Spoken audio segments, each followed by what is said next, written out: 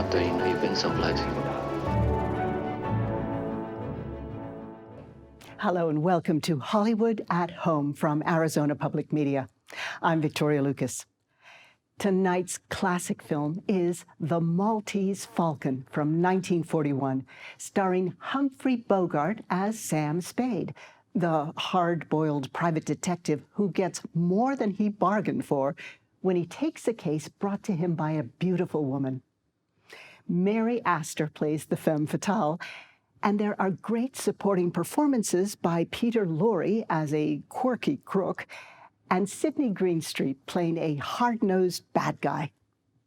This stylish movie is a mix of mystery, romance, and thriller, and it's considered one of the finest examples of early film noir, as it helped to establish many of the defining themes of the genre: brooding, damaged heroes and tough dames, with ominous shadows and dark, dangerous streets. Adapted from the 1930 crime novel by Dashiell Hammett, it also ushered in a new kind of movie detective. Up until then, most private investigators in films tended to be well-to-do types who cooperated with the police. Think of the Thin Man series.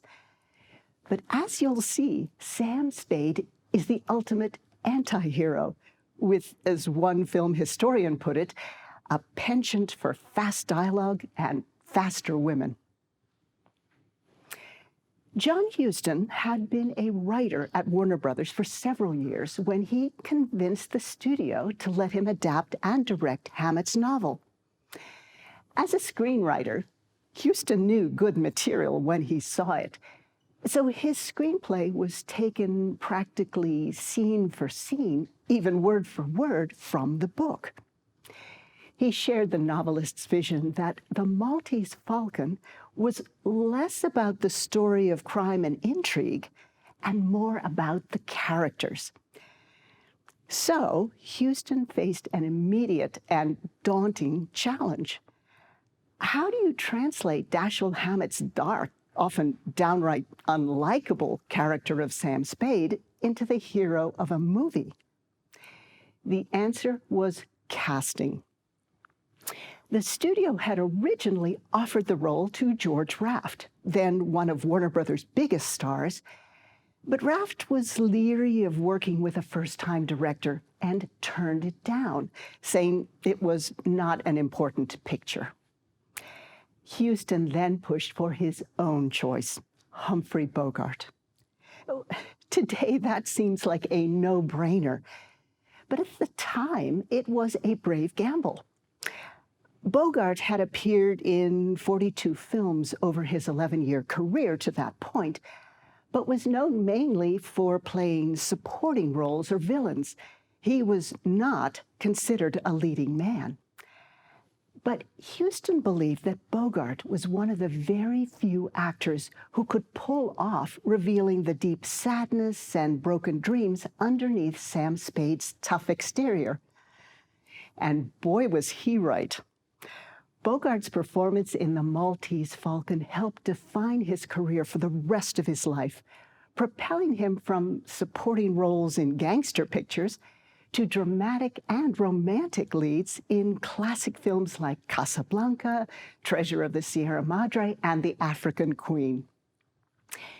In fact, when Ingrid Bergman began to prepare for her role in Casablanca, she carefully studied Bogart's portrayal of Sam Spade, believing there were deep emotional similarities between Spade and Casablanca's Rick Blaine that she could use in developing her own performance. For the role of Spade's mysterious femme fatale client, Warner Brothers executives originally wanted their contract player, Geraldine Fitzgerald. But her career was starting to take off, and she was receiving offers for major films. So she had no interest in starring in, as she put it to her friends, a low-budget whodunit with a novice director. On the other hand, Mary Astor, as Plan B, was thrilled to accept the role, describing the script in her memoir as a humdinger, adding, the girl was attractive, charming, appealingly feminine and helpless, and a complete liar and murderess. Not precisely the girl next door. The Maltese Falcon also gave audiences the first delightful pairing of Peter Lorre and Sidney Greenstreet, who would go on to co-star in 8 more films together. As a first-time director, John Huston knew that the studio would be watching him very closely. So he spent a great deal of time on preparation, planning each second of the film to the last detail. He created storyboards or sketches for many of his camera shots. Yet he wasn't afraid to throw his detailed plan out the window if an actor or the cinematographer had a better idea on the set. In fact, he worked so efficiently that the crew often finished the day shooting early.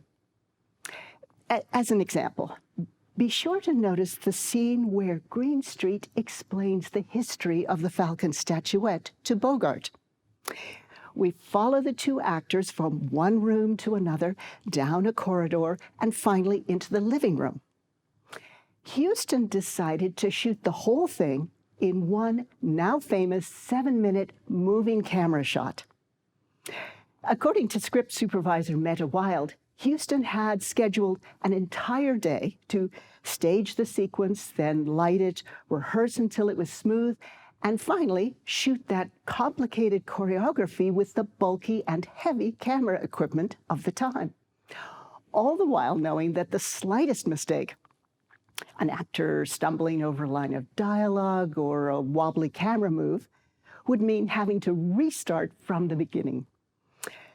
But the meticulous preparation paid off. Cast and crew nailed it perfectly in one take. They wrapped early, and Huston spent the rest of the day at the country club playing golf.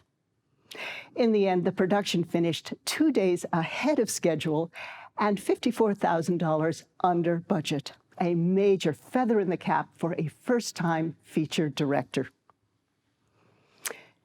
But just because the director was focused and organized, it didn't mean that he had no fun on the set. Mary Astor wrote in her autobiography that Huston had a system to signal for a certain practical joke to be played on unwary or unwelcome visitors to the set.